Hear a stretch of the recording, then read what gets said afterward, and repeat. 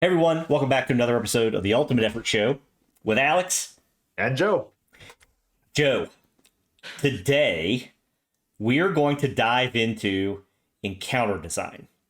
Oh, I'm in it. I'm in it. Good. Some encounter design. Yeah, because I feel like it's an oft overlooked part of our hobby. You know? And it is from the GM side, it's kind of about half your game. Yeah, it really is kind of like your bread and butter in terms of like your toolbox. Mhm. There's lots of guidance out there, right, about like, world building or even like how to DM, right? But there isn't a whole lot of stuff out there about encounter design. How do you put all the pieces together? Yeah, and so I kind of, fiddling around in my workshop, tooling around in my mind palace.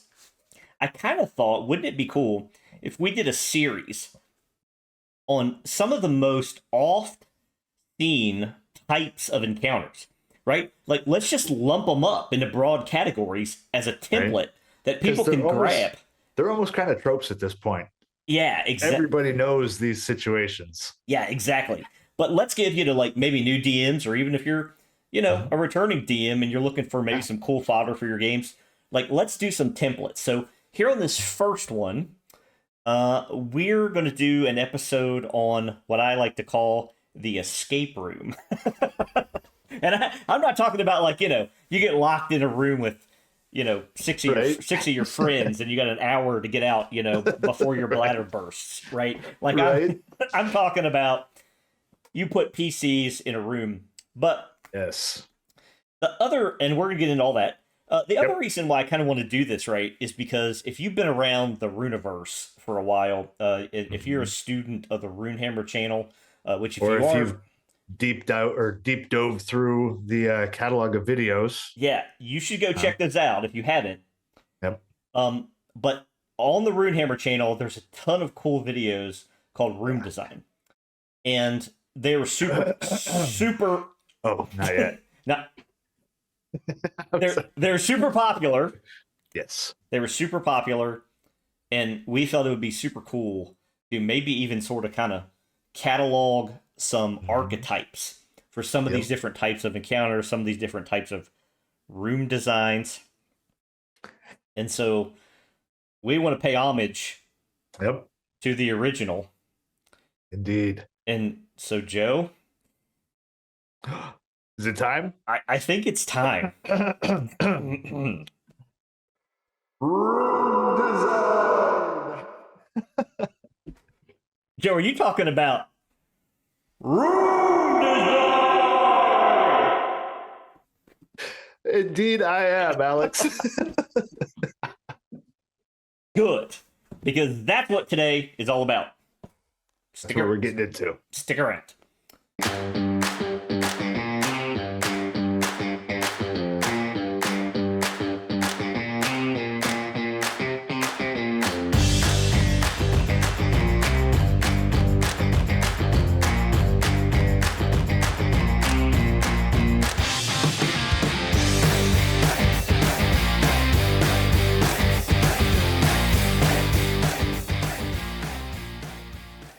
All right, everyone, welcome back.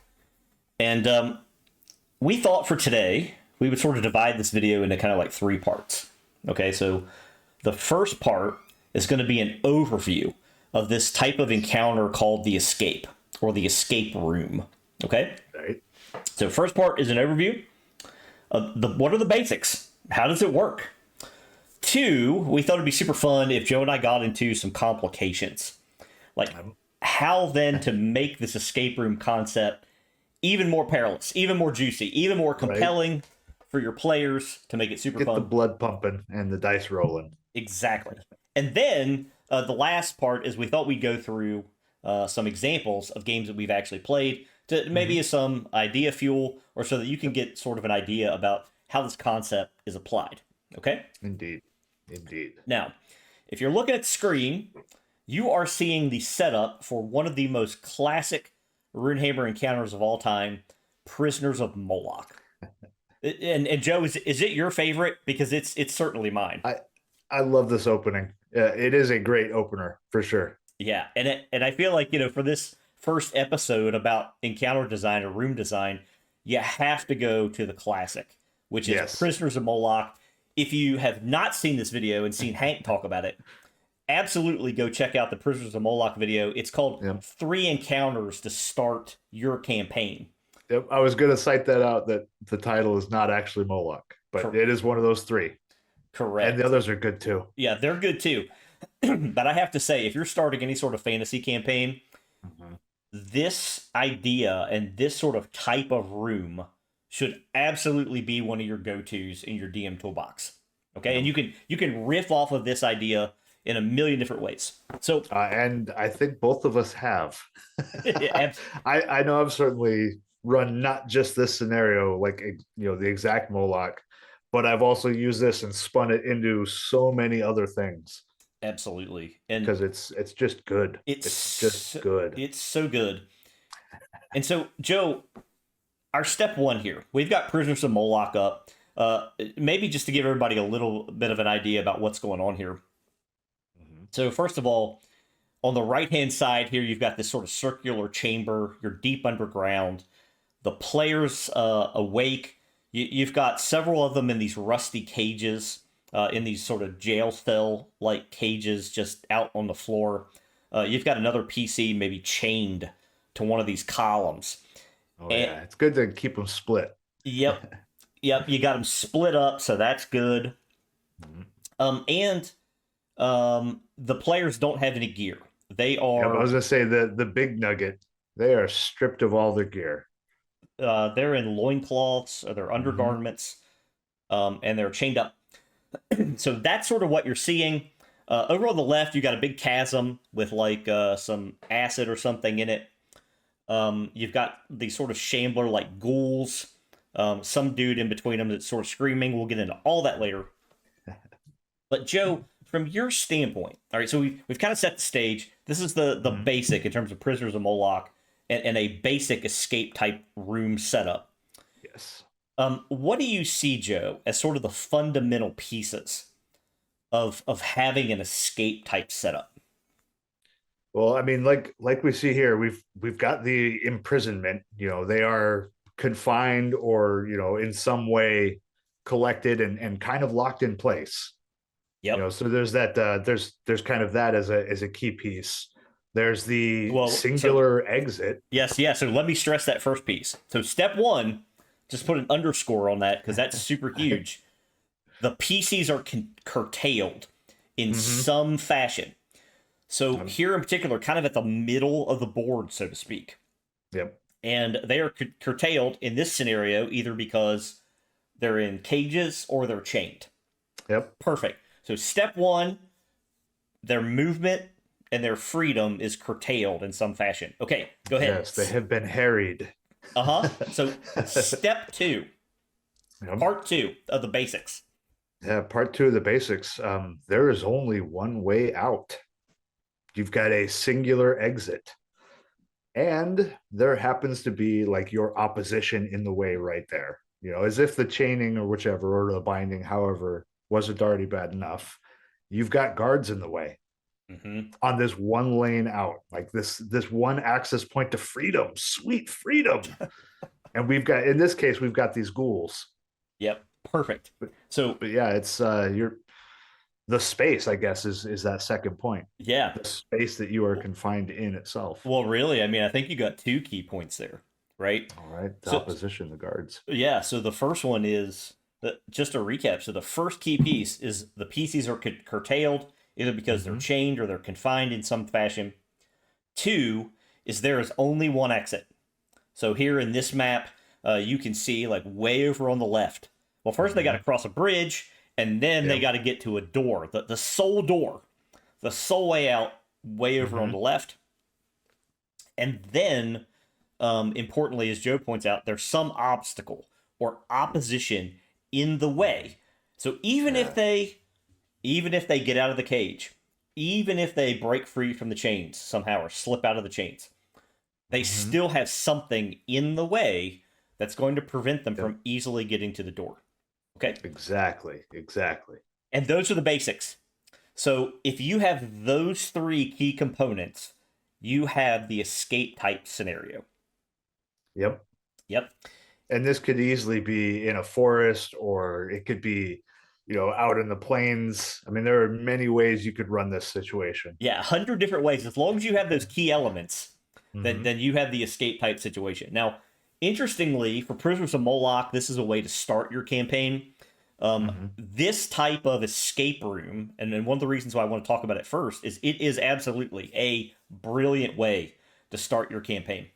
Yeah, Um, but it doesn't have to be the start. It could it's true. happen somewhere in the middle because of some Mm-hmm. catastrophic event that has befallen the PCs. Like they got captured, Yep. or maybe this occurs after a wipe, like they wake up chained up in a dungeon, or maybe Mm-hmm. their ship Maybe crashes. it's their plan. If you've got some of those wily Yeah, fellows, right, to get you didn't captured. capture me. I let you capture me. And then the plan goes into effect. Exactly.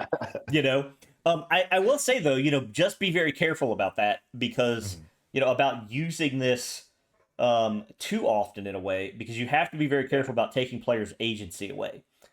So if Hmm. something catastrophic does befall them, it shouldn't just be that you just scoop them up and out of nowhere they get plopped into this scenario, right? So you have to Right. be thoughtful about how you employ the escape room, okay? But Right. Which is another reason it works so great as an opener, because there's less attachment to all the stuff that you have, because they don't get any of it right off the bat. You've got to fish for it or find it, and where did they put your stuff as you escape. yeah, So correct. it's less impactful here at the start than it is halfway through the campaign, and now you know your red fang is locked away in a chest somewhere.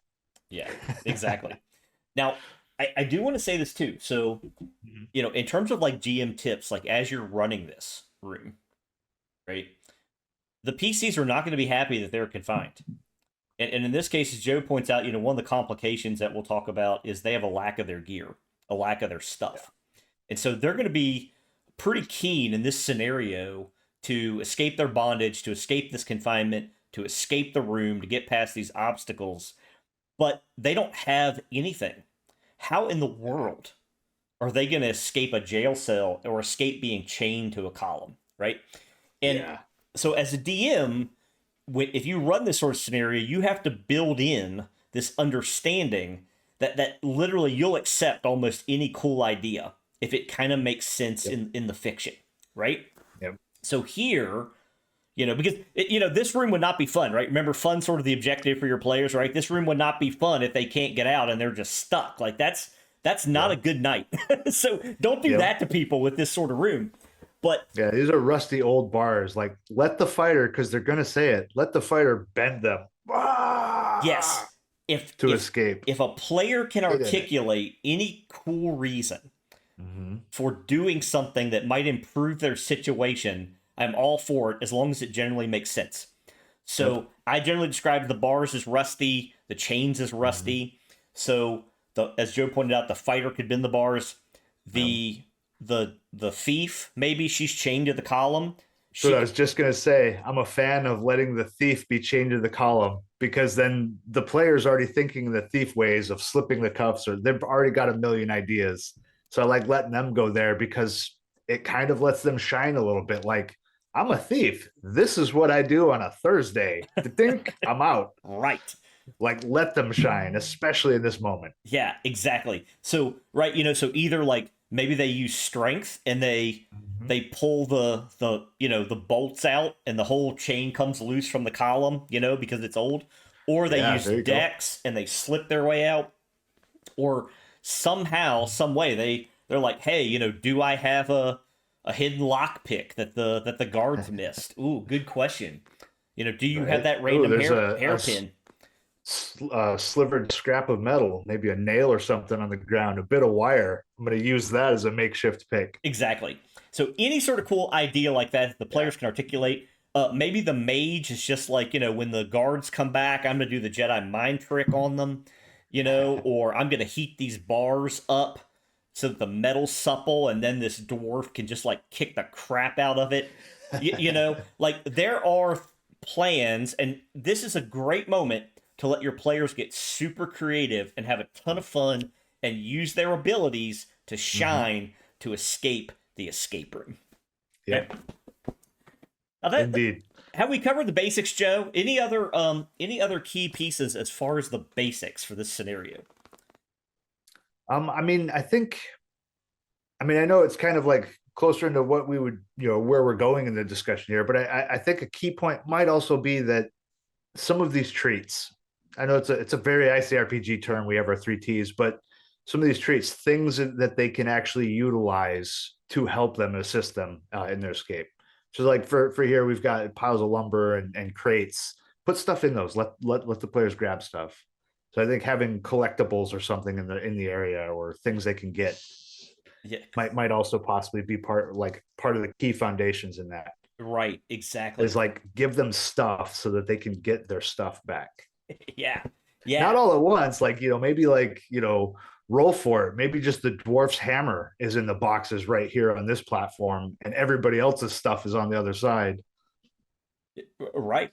Yeah. So Yeah, across that the bridge. Like, yeah. so Joe raises a perfect point here. So if one of your complications, and maybe that's a good segue into what we're going to next, is if one of your complications is that the PCs also don't have their gear, right? To Joe's point, you want to have some treats in the environment that they can interact with that's going to make them feel cool and make them feel like they can overcome the scenario. So in this sort of setup, one immediate one, right, is you have this pile of lumber. You want to bash somebody with a 2x4? Great. Go grab one. You've got a makeshift club, right? Another one could be these chains themselves. If you could rip a piece free, you could use it. One of them is if you could get to this switch, right? There's this huge switch here in this room as a huge treat. If you get to that and the thief, let's say the thief slips out and she shoves it, then maybe the cages rise up into the ceiling and then everybody else is instantly freed. That could be super awesome. And then you're right, Joe. Like you've got this early crate here. And that early crate probably doesn't have anything super cool in it, but maybe it has a helmet and a rusty sword. Right. Right. So now suddenly they have something to arm themselves Starts with. kitting them up. Yeah. Yeah. Or a Those bar. little bits. Because exactly like you said, it helps them be cool and feel cool. And then it lets that momentum build. Yes. Right. Which is the goal here. And I build could, it up and let the fun ride. At the start of a campaign, right? If people don't have anything, every little tiny thing that they grab is gonna feel so great. And for the people who experience that sense of accomplishment as they play, as they get better gear and they progress, that sense of progression with this type of scenario is absolutely gonna have people super invested. So for sure, when you can pair this with the idea that maybe they don't have stuff, right? Or their abilities or access to some of these things, like they're going to feel this immediate sense of like, yeah, we got out. Yeah, we're getting geared up. Yeah, we're making progress. It's going to feel really good. Yeah. Okay. On both sides, because I've played it and I've ran it. Yes. It's going to feel really great. Like your players will be having a blast. So keep that sort of fun factor up. All right. Those are the basics of the escape room. Let's talk about, Joe, some complications that are happening, specifically to this room and then just in general. So what are some of your favorites? I mean, I'm always a big fan of like the environmental pressure. Oh, nice. I love it when it's something that it's going to happen and it's kind of beyond your control. It's just, this is like the world doing world stuff and you're just kind of there while it's happening. I mean, I think those are great because you get those things like, there's a tremor coming every, so many rounds. Boy, what is that? Well, then, it happens a couple times and then the lava starts flowing or the cracks start ripping open the ground. Like these complications, the environmental ones, I love those. Yeah. Water starts filling up and flooding.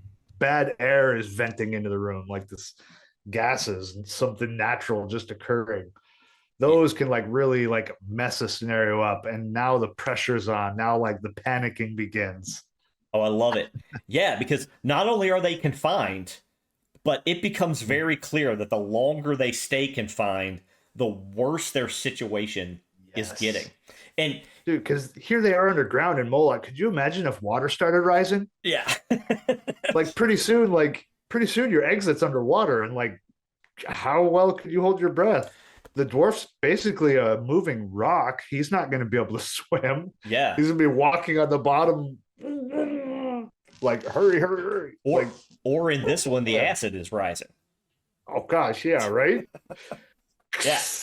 The wood starts smoking, and Right. now Yeah. you've got a gap to jump across. Yes.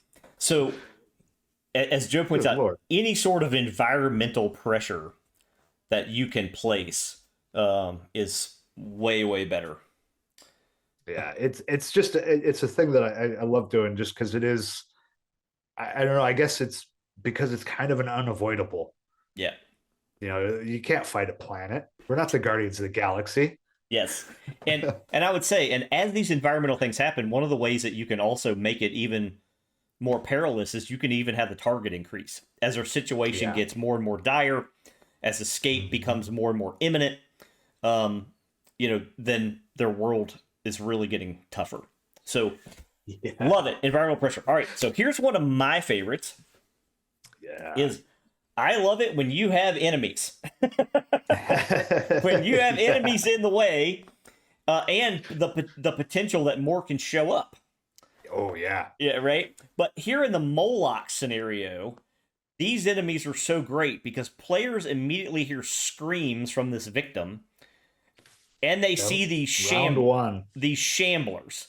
And what they do in this scenario is they come over here and they throw this poor slob into the gelatinous cube. You hear this gloop. Yeah. Whack. A hissing, burning sound, a ton of screaming, another gloop, and then silence. And then, perhaps most importantly, suddenly, these ghouls are on their way back on a D4 timer. So here we go. Oh, man. One round. In one round, they're going to be back at this first cage, and they're going to collect one of the PCs, and they realize, oh, this same fate is going to befall them. Getting pitched over the edge to the wet slop into a gelatinous cube. Yeah, that's not going to be good. Into a caustic slime cube. Uh-huh. Yes, and I love this scenario, this sort of complication that now suddenly, oh, it's not just that we need to get out, but we need to get out quickly because something really bad is about to happen in terms of like time pressure. There is a very real imminence to the scenario all of a sudden. All of a sudden. Yep. Imminent death right now, especially with a timer like that. A one timer? Whew. Yeah. Spicy. Yeah, it's a good one. All right. So, Joe, talk to us about the innocence. Yeah, putting innocence in peril. That's a wonderful one. It has been used against me so often. All these guys got to do is like, oh, and there's a kid over here hanging from a balcony. It's like, oh man, I got to cross the map right now. But no, putting innocence in jeopardy. You know, I guess in this scenario, you're all kind of innocent in peril. But if there was a moment in this where say, I keep looking at the token. Poor guy got thrown into the slime cube, and I want to call him Fernando because that's the token's name. Right. So anyway, like in this situation, if he hadn't quite been thrown in, if there was a moment where the PCs could save him, there's that's that innocence in peril in this situation. I mean, we're kind of built wrong in this room, but putting innocence in jeopardy in the middle of your escape, that's going to also, just like an environmental threat, just like more enemies showing up, you've got enemies who aren't directly acting with you, but are facing off to potentially kill, capture, or do whatever to a just random innocent person, bystanders, or like those are the people you're heroes. This is who you want to, you got to try and save these people. Well, don't be a murder hobo. Well, here's all I got to do for you, Joe, is I just got to do this. Like there's a young girl So Right. There's a kid in break the out an cell that NPC. yanked out. There's a young girl. She's sobbing, and it's clear the ghouls are looking at her next. And so now, Right. I've absolutely put an innocent in peril right away in this scenario. That's not Yep. just the PCs. So that, yes, they have to escape, but oh man, they like Hmm. we got to escape so we can save these other poor fools, right? Right. Like that sort of thing. There So, you go. Because now I think at least for the fighter, escaping immediately might not be his thing. It might be shield and protect this kid because they're coming to grab her. mhm, Holy crap, these bars are, small enough they can just pull her right through without even opening the cage. correct. I have this one round to do something to stop that Yep, while everybody else is still trying to escape here. yep. Yeah, but just that simple, that putting the innocents in peril. Now there's just that extra pressure. All right. So that's excellent, Joe. So putting innocence in peril. Hopefully, everyone sees by now how when you take the basic escape room concept, the pieces are confined. There's one exit. They have to get to that exit. There are obstacles in their path, and then you start to add these layers of complication, right? So now we've got innocence in peril. They don't have their things, and potentially there are more enemies on their way or showing up. There could be a timer, and there are even more of these ghouls marching across the bridge, Right. right? Or even something worse than those things. So, Right. yeah, I mean, maybe there are more cubes. The cube starts oozing up onto the bridge. Oh, that's not good. Right. you know, Somehow, like in this channel, there's been a blockage and a backup, and maybe there's multiple cubes in there, and right? they're sloshing and climbing all over each other, combining into an even bigger Yep. mucal thing. Yep. Or we have some environmental impact, like some toxic gas is now rolling out of this pit. All these sorts of Yep. things. There could also be some sort of giant catastrophe. So Mm-hmm. perhaps it's the case, and we'll talk about this in some of the scenarios that maybe like explosive gas is building up, like something where it's very clear that if the players do not act, and if they do not act timely, and if they do not act with some haste, that basically the world ends. Like it Right. doesn't survive. Like the xenomorphs are pouring into the chamber by the dozens, right? Right. That sort of scenario. In D4 rounds, if you are still here, you will be dead, overrun, and gone. Correct. So Right? The chub chubs are coming. yeah, Night of the lupus. the chub chubs. Yeah. So we have talked about some basic complications here. So you have the basics. Here are some basic complications. Some sort of time pressure. That could either be an environmental hazard that's ticking off. That could be more enemies showing up or enemy behavior. That could be some giant catastrophe like an explosion or something. Or there could be innocence in peril. If man, we got to save ourselves so we can save those fools. Like that kind of stuff. All of those are layers to the onion. I mean, God, Yes. you could add all that stuff in some zany, Yeah. scenario. But those are all sort of complications that you could add to this basic scenario to make your game Yes. even that much more better. Right? Just a little bit more better. Yeah, a little bit more better. All right. Well, good. I think we've covered all those. Let's now, Joe, talk about some examples so that people have sort of a sense like where we've actually used this escape room concept and some of these complications. Okay. So let's move over Doodle-doo, doodle-doo, doodle-doo. here. Yeah. So this is from a little campaign that I ran. I think this was in 5e actually, a Tal'Dorei campaign that I ran. And basically you have the PCs here. They stopped at an inn overnight. Typical tavern. We're going to spend the night. And in the middle of the night, they're A much awakened. needed reprieve. Yeah, they're awake. Because I can't let people just rest. Like they're awakened in the middle of the night by screaming and smoke. And what they instantly realize is, oh my God, this tavern's on fire. Like And it is. they didn't set it. Yep, it is burning. And every round, I am going to make this, this environmental hazard, this catastrophe, these flames grow bigger.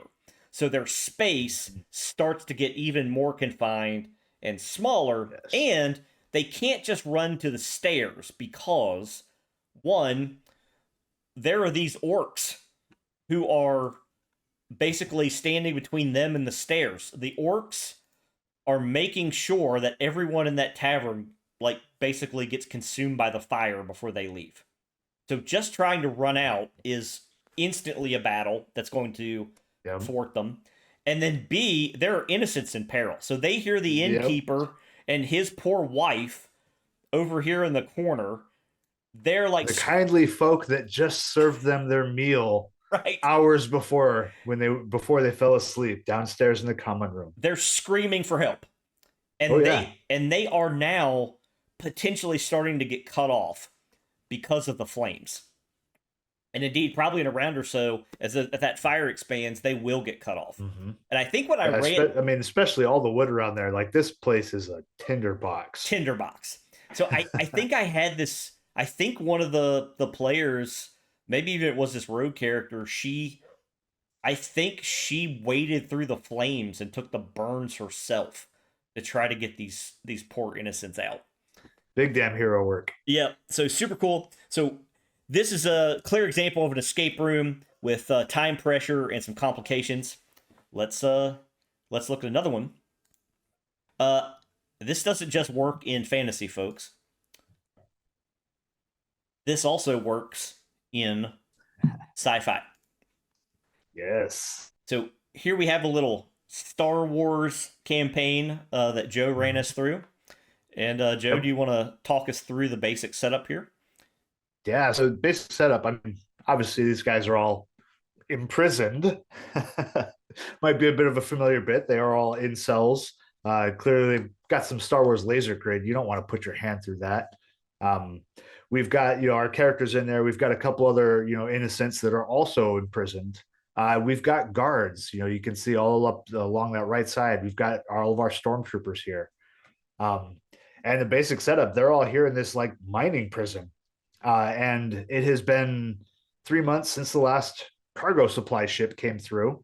It's here today.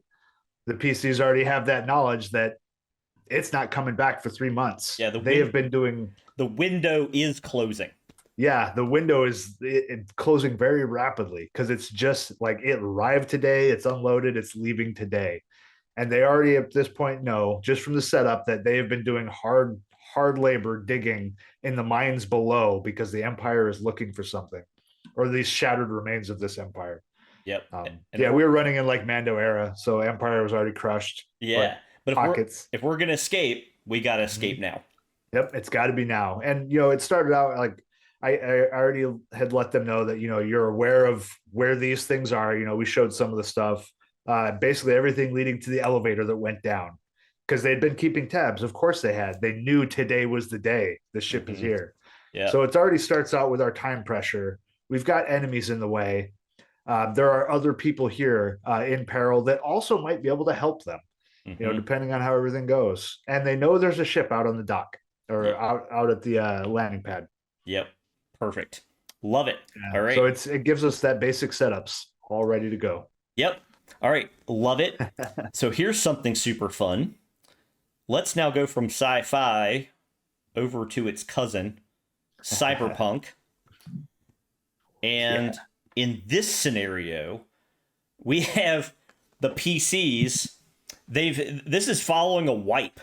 So the PCs are now in this VR hellscape. And so they sort of wake up being tortured. They're in some sort of morgue. And they're on like these little sort of sliding kind of platforms that are getting ready to go into the furnace. They're about to be cremated alive. And they sort of wake up in this state, not realizing maybe even initially that they're in VR torture. Like they think that this is real. Yep. And of course you've got this doctor here who's sort of gloating. Maybe they're doing the Bond villain speech, right? You've got the villains always be monologuing. You've got the nurse assistant, right? And when it comes to the PC's turn and they're feeling the time pressure of the flames like licking at their feet, they have to do something, and part of doing something is realizing their predicament. Now, look, I'm going to telegraph some of this as the DM, right? Like I do want them to have a chance. I don't want to completely strip away their agency and just be like, yeah, you burn up. Sorry. Like, that's not fun. Like, they need to have a chance to overcome. And so, you Yep. know, maybe while the villain is doing his Bond villain, you know, speech, like, you know, it ends here now, you know, right? Like, you see his mouth, like, it kind of de-reses and reses back in. Or Right. maybe you Goes off go sync with the dialogue for a minute. right, exactly. And so they get that clue, that epiphany to their predicament. Or maybe you go full Matrix, which is just like, you know, well, Mr. Anderson, how can you speak when you don't have a mouth? You know, like that, like, right? And they Exactly. have that reality bending moment where they realize, oh crap, we're in some sort of VR torture. Right. So again, classic escape. They've got to figure out a way. I will entertain almost any sort of reasonable And you did. I think role. we had some pretty wild plays right here. This is a great game. I remember this. Like as soon as the thing came out, I was like, "Oh man, all the feels back." Yeah, I think Joe's just like, yeah, if I could just wiggle my finger or whatever, you know, like one of those kinds of moments, you know. So super Yep. cool. You know, or hey, like, will you accept the intelligence role to kind of realize what's happening and kind of wake up? You know, the classic Takeshi Kovacs moment, you know, from Mhm. Altered Carbon kind of thing.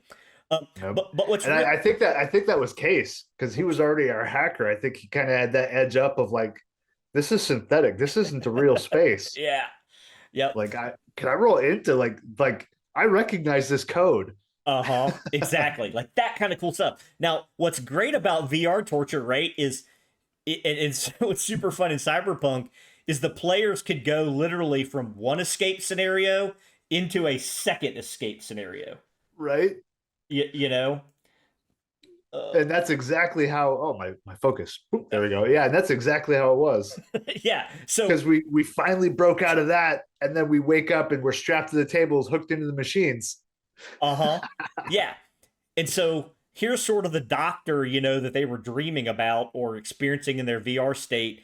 And maybe on a timer, he is now walking towards the PCs, you know, with a lethal injection in his hand. Right? And We so, have gleaned everything we can from them.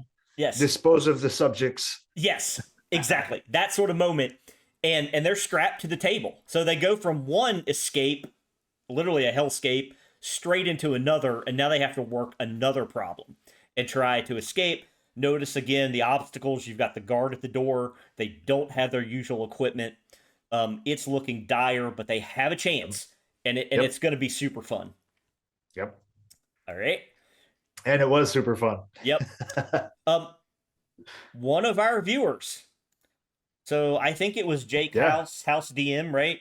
He sent us the Night Cravings encounter. Yep. Back in Ultimate Encounter Throwdown. Yep. If you haven't seen that video, by the way, go back and watch it. There are a million types of cool encounters in that. But here is one that showcases that escape room principle, where Yep. if you know the classic movie From Dusk Till Dawn, the players are in the bar, the sun sets, and then all of a sudden the door is barred.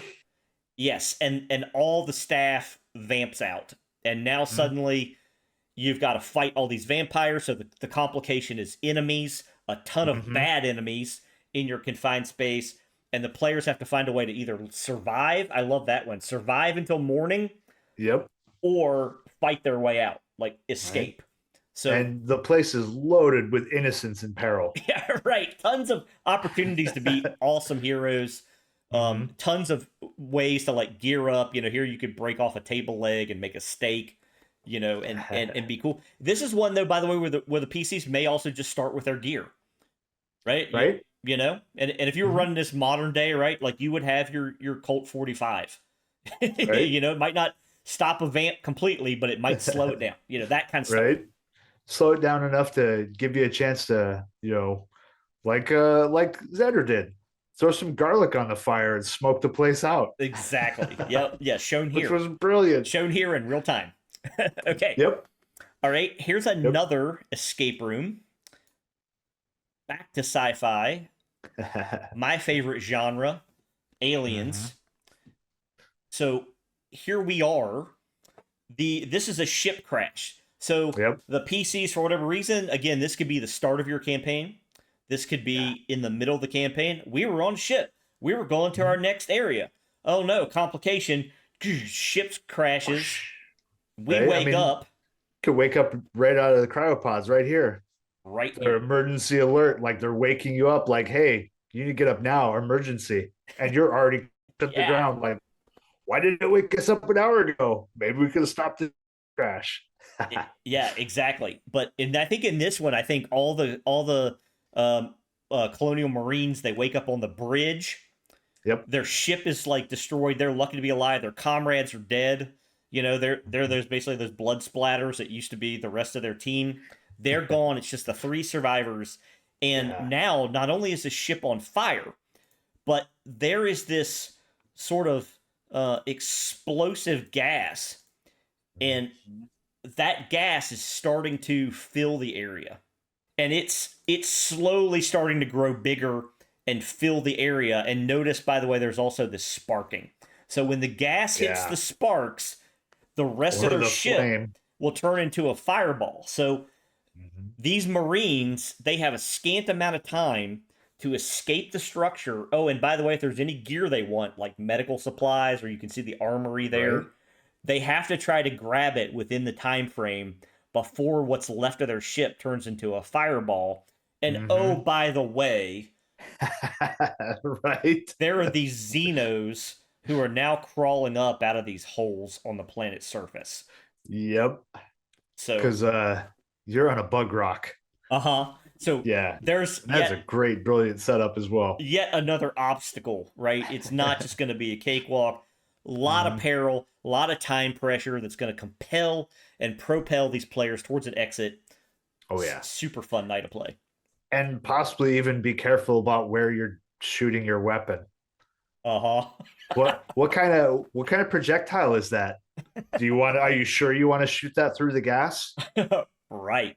That kind of stuff. Hey, but look at there is a treat, right? If they make it Mhm. to their little APC, their little troop carrier, you Oh know, yeah. then they might find some safety. It got thrown clear of the wreckage, and there it is on Yep. the surface. So that might be a big treat for them, as well as Oh, in big time. any gear they can salvage before they have to, get out of the ship. Yeah. Okay. Yeah. And depending on what that timer roll is, like I think this is one where I would probably toss out a one. Uh-huh. Yeah, yeah. I'm gonna toss that a Be one. like, Let's see what it mhm. is. We'll roll it right now.